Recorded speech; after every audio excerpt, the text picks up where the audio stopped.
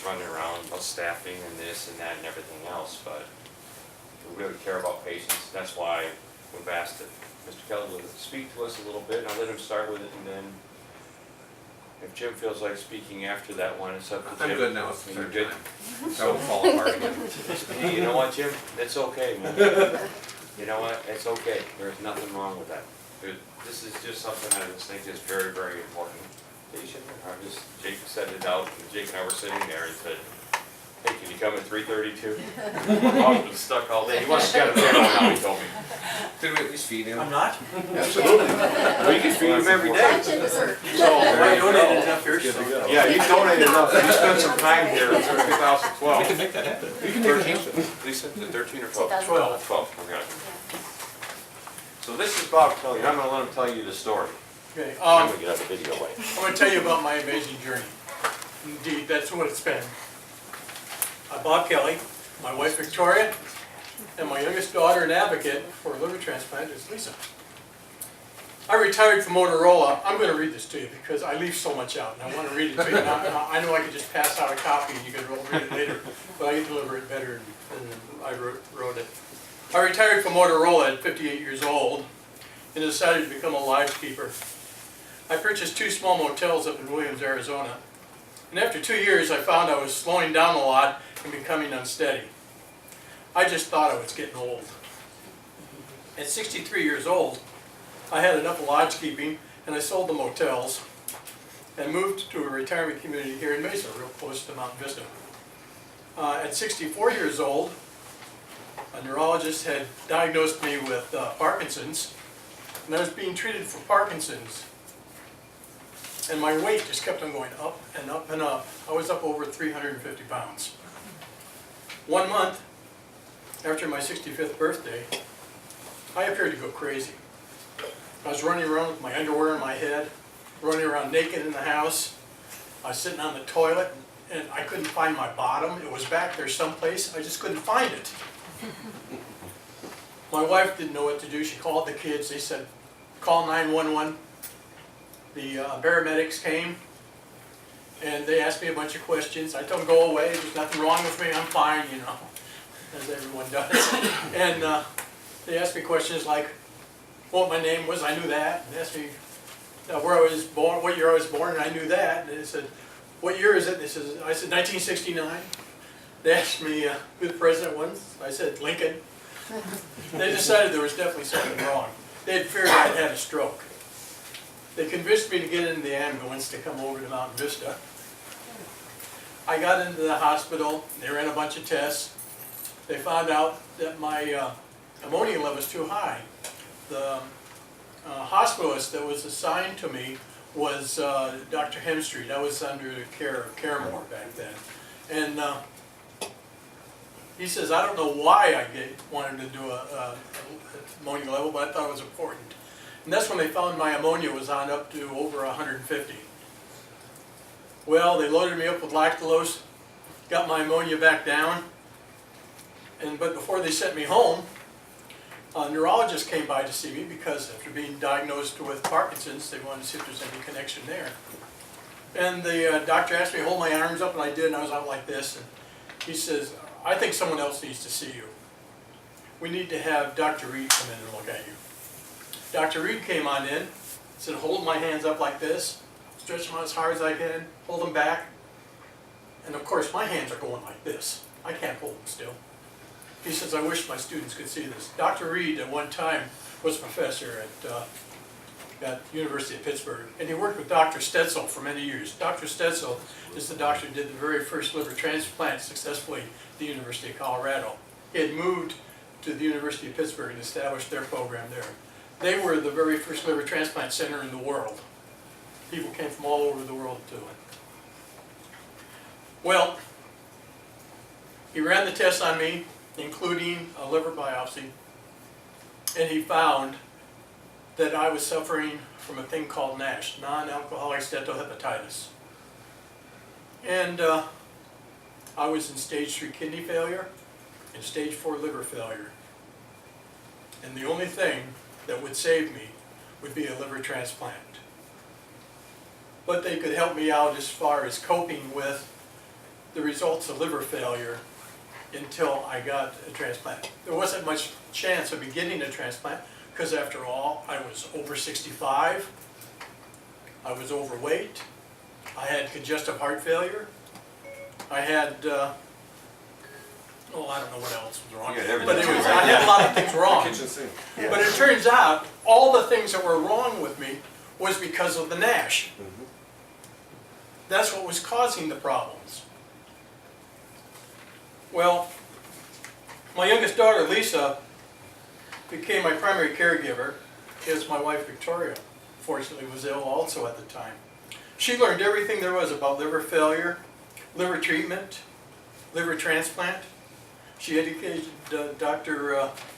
Hemstreet about liver failure and liver transplant, taught him how to use the MELD scoring system. And she became my advocate for a liver transplant. Her persistence, believe me, she saved my life. I was keeping my ammonia level down to 30, and my model for end-stage liver disease, which is MELD, was over 20. With her help, and Dr. Reed's help, I got listed at the University of Arizona for a liver transplant on the National Register system. It's a very complicated system, and what they have to do is they have to dole out the livers in the area and in the region as they become available, and they have to get them to the sickest people first. Every life's important. Okay? And if you're well enough to get a transplant, you can. I was doing pretty good.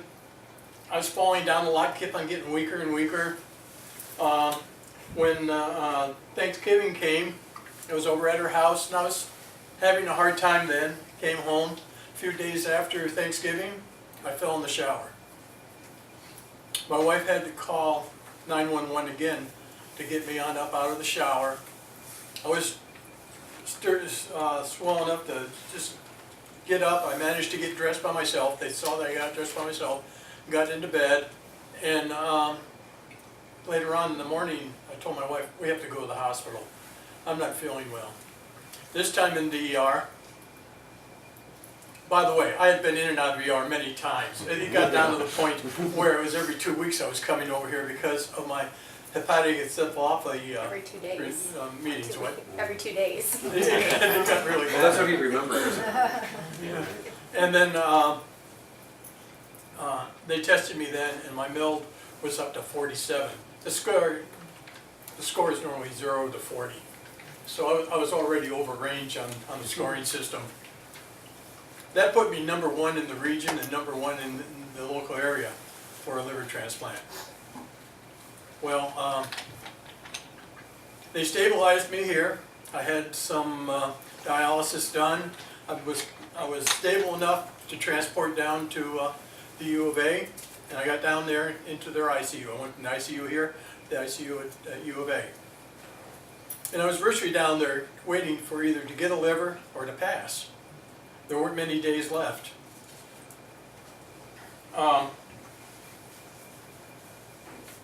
See now, on December 17th, the head of the liver transplant down there, Dr. Grossner, came in and told my wife that if they didn't find a suitable liver soon, that he didn't expect me to see Christmas.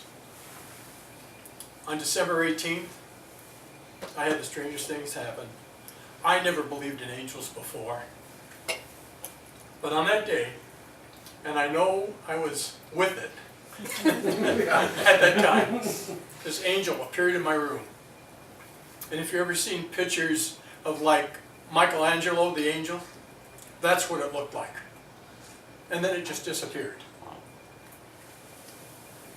Well, on December 19th,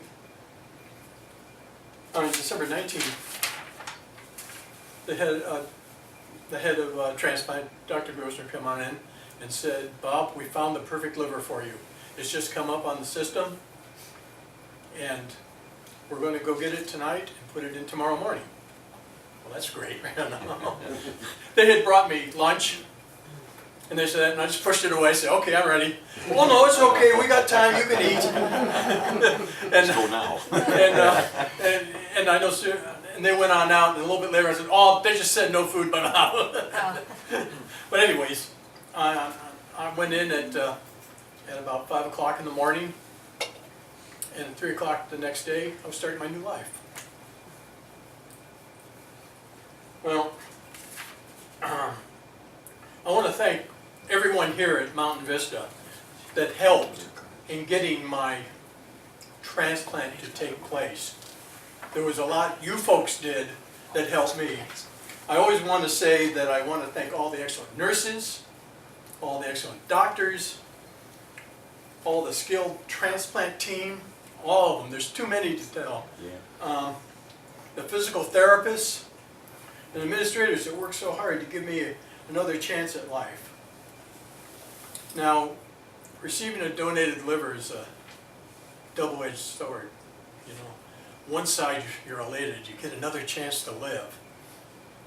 And then there's a huge amount of sorrow that someone had to pass in order for you to continue to live. And believe me, if my passing would have prevented that young man from dying, I would have gladly accepted it. Well, now I live a normal life, and I volunteer for Donate Life a lot, and try to stay out of this place. I get to watch my grandchildren grow up. I visit with great people like you. I got to go to a nephew's wedding just last month, and this is all things I wouldn't miss.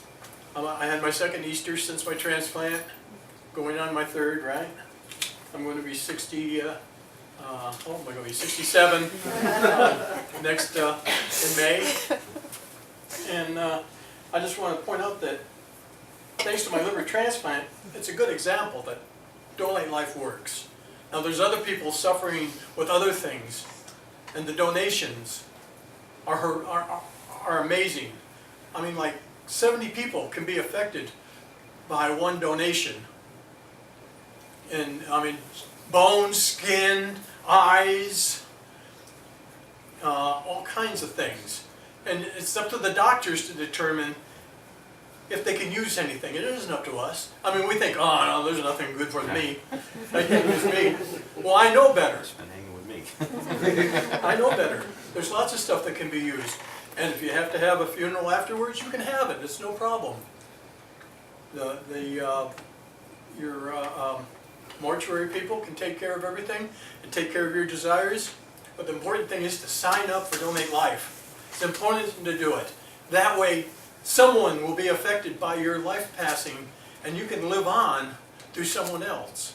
And it's like a past life forward thing. Just keep on going. Now, I want to introduce my wife, Victoria, who tell you something else about my story that's very important.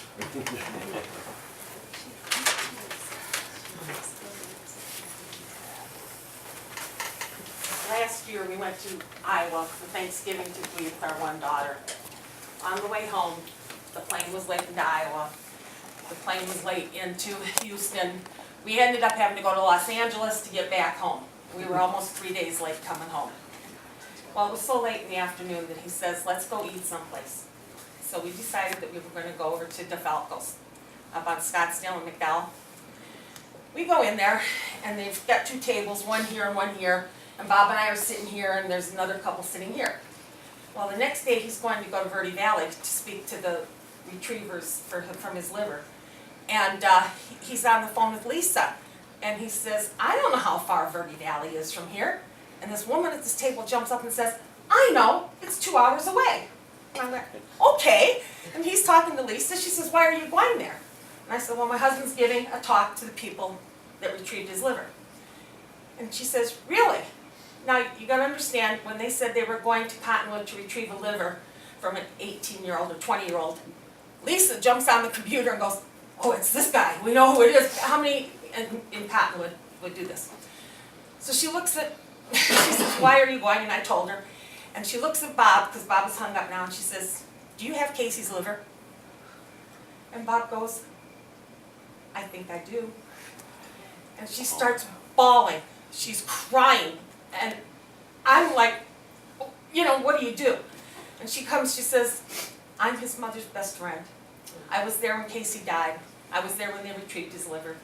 you're gonna talk to her right now. She calls Joanne on the telephone, and Bob and her are talking on the phone, and he's saying, I don't wanna bother her, and she's saying, no, you've got to talk to her, she's had a horrible year. So, while he's on the phone with her, he says, I'm giving a talk at Verde Valley Medical Center tomorrow, if you wanna come, it's at 7 a.m. Well, I'm sitting there in the back of the room is open, 3 different rooms, because there are so many people there. He's up there talking, and in walks this man and this woman. He walks over to me and sits down and says, my name is Malcolm, this is my wife Joanne, and we're Casey's parents. Well, I'm sitting there going, okay, and he's hanging on my hand, and I'm rubbing her back because she's crying. And Bob finishes his talk, and the head nurse comes, she says, should I said, yes. And she says, Bob, we have a surprise for you, Casey's parents are here. They went up, and they talked to Bob and hugged him and all this stuff. You needed a rowboat to get out of the room by the time it was all done. And the parents were so very nice, so very nice. They, the mother hugged Bob. Bob says, I'm sorry you can't hear my liver. And she says, that's okay, I can feel it. And she's hugging him. And we went to breakfast with him for 2 hours and spent a very insightful thing. His overdose was very accidental. He had researched using these drugs and stuff, but it was accidental, and his liver was good, and anyway, Bob was a recipient, and we were very, I tell you now that we had not planned this, and if it hadn't been from some divine intervention, I don't know how else we'd have met these people. Because Bob had written the letters and all that stuff, and nobody had responded, so the way we met these people it was, like I say, divine intervention, there's no other way. Anyway, that's the rest of the story. Geez, Bob, you weren't kidding, you